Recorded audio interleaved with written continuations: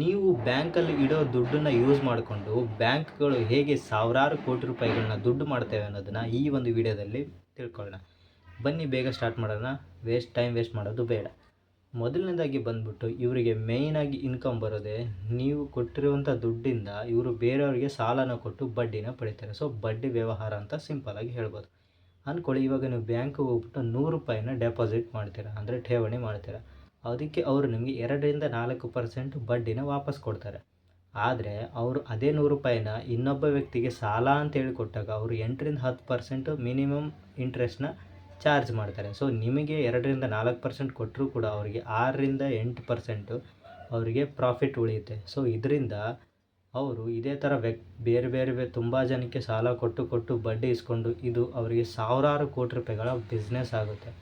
ಇನ್ನು ಎರಡನೇದಾಗಿ ಬಂದುಬಿಟ್ಟು ಏನಪ್ಪ ಅಂತಂದರೆ, ನಾವು ಕೊಟ್ಟಿರುವಂಥ ದುಡ್ಡು ಯಾವ್ಯಾವ ಥರ ಸಾಲ ಕೊಡ್ತಾರೆ ಅಂತಂದರೆ, ಹೋಮ್ ಲೋನ್ ಆಗಿರ್ಬೋದು, ಪರ್ಸ್ನಲ್ ಲೋನ್ ಆಗಿರ್ಬೋದು, ಕ್ರೆಡಿಟ್ ಕಾರ್ಡ್ ಆಗಿರ್ಬೋದು. ಕ್ರೆಡಿಟ್ ಕಾರ್ಡ್ ಅಂದರೆ ನಿಮಗೆಲ್ಲ ಗೊತ್ತಿದೆ, ಅದು ಎಷ್ಟು ಪರ್ಸೆಂಟ್ ಬಡ್ಡಿನ ಅವರು ಚಾರ್ಜ್ ಮಾಡ್ತಾರೆ ಅಂತ. ಸೊ ಈ ರೀತಿಯಾಗಿ ಇನ್ಕಮ್ ಅವ್ರಿಗೆ ಬರುತ್ತೆ. ಇವೆಲ್ಲ ಲಾಂಗ್ ಟರ್ಮ್. ಒಂದು ಹೋಮ್ ಲೋನ್ ಅಂದರೆ ಅದು 30 ವರ್ಷ 40 ವರ್ಷದ್ದು ಲೋನ್ ಇರುತ್ತೆ. ಸೊ ಅವ್ರಿಗೆ ಇಂಟ್ರೆಸ್ಟ್ ಬರ್ತಾನೇ ಇರುತ್ತೆ. ಇನ್ನು ಮೂರನೇದಾಗಿ ಹೇಳಬೇಕು ಅಂತಂದರೆ ಫೀಸ್ ಮತ್ತು ಚಾರ್ಜಸ್. ಯಾವ್ಯಾವ ಥರ ಫೀಸ್ ಮತ್ತು ಚಾರ್ಜಸ್ ಮಾಡ್ತಾರೆ ಅಂದರೆ, ನೀವು ATM ವಿತ್ಡ್ರಾ ಮಾಡಿದಾಗ ನೀವು ATMಲ್ಲಿ ಹೋಗ್ಬಿಟ್ಟು ದುಡ್ಡನ್ನು ತಗೊಂಡಾಗ ಅದಕ್ಕೆ ಅವರು ಇಂತಿಷ್ಟು ಅಂತ ಚಾರ್ಜ್ ಮಾಡ್ತಾರೆ. ಮತ್ತು ಮಿನಿಮಮ್ ಬ್ಯಾಲೆನ್ಸ್ ನಿಮ್ಮ ಬ್ಯಾಂಕ್ ಅಕೌಂಟಲ್ಲಿ ಇಲ್ಲ ಅಂದರೆ ಅದಕ್ಕೆ ಪೆನಾಲ್ಟಿ ಹಾಕ್ತಾರೆ. ಮತ್ತೇನೆಂದರೆ ATM charges, ATM card maintenance ಇರುತ್ತಲ್ಲ ಅದಕ್ಕೆ ಚಾರ್ಜ್ ಮಾಡ್ತಾರೆ. ಮತ್ತು SMS ಅಂದರೆ ಮೆಸೇಜ್ಗಳು ಬರ್ತಾವಲ್ಲ ಬ್ಯಾಂಕಿಂದ ವಾಟ್ಸಪ್ಪಲ್ಲಿ ಮತ್ತು ನಾರ್ಮಲ್ ಮೆಸೇಜಲ್ಲಿ, ಅದರಿಂದ ಕೂಡ ಅವರು ಚಾರ್ಜಸ್ನ ಡಿಡಕ್ಟ್ ಮಾಡ್ಕೊತಾರೆ. ಮತ್ತಿನ್ನೇನಪ್ಪ ಅಂದರೆ ಇನ್ವೆಸ್ಟ್ಮೆಂಟ್. ಈ ಬ್ಯಾಂಕವರು ನಿಮ್ಮ ದುಡ್ಡನ್ನ ಇಸ್ಕೊಂಡು ಬೇರೆ ಕಂಪನಿಗಳಲ್ಲಿ ಇನ್ವೆಸ್ಟ್ ಕೂಡ ಮಾಡ್ತಾರೆ. ಅದರ ಜೊತೆಗೆ ಗವರ್ನಮೆಂಟ್ಗಳು ಇಶ್ಯೂ ಮಾಡೋವಂಥ ಒಂದು ಬಾಂಡ್ಸ್ಗಳಲ್ಲಿ, ಸೆಕ್ಯೂರಿಟೀಸ್ನಲ್ಲಿ ಇನ್ವೆಸ್ಟ್ ಮಾಡ್ತಾರೆ.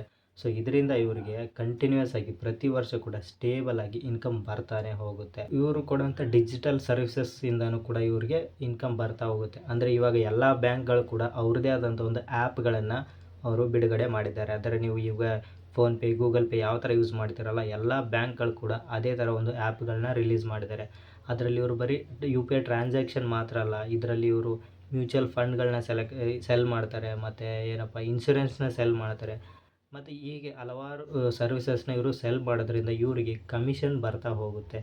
ಇದು ಕೂಡ ಇವರಿಗೆ ಒಂದು ಮೇನ್ ಇನ್ಕಮ್ ಆಗಿ ಬರುತ್ತೆ ಅಂತ ಹೇಳ್ಬೋದು. ಇದಿಷ್ಟು ಬ್ಯಾಂಕ್ಗಳು ಹೇಗೆ ದುಡ್ಡು ಮಾಡ್ತಾರೆ ಅನ್ನುವಂಥ ಒಂದು ಮಾಹಿತಿ ಇದಾಗಿತ್ತು. ಈ ವಿಡಿಯೋ ನಿಮಗೆ ಇಷ್ಟ ಆಗಿದರೆ ಈ ವಿಡಿಯೋನ ಲೈಕ್ ಮಾಡಿ ಮತ್ತು ನಮ್ಮ ಚಾನಲ್ನ ಸಬ್ಸ್ಕ್ರೈಬ್ ಮಾಡ್ಕೊಳ್ಳಿ.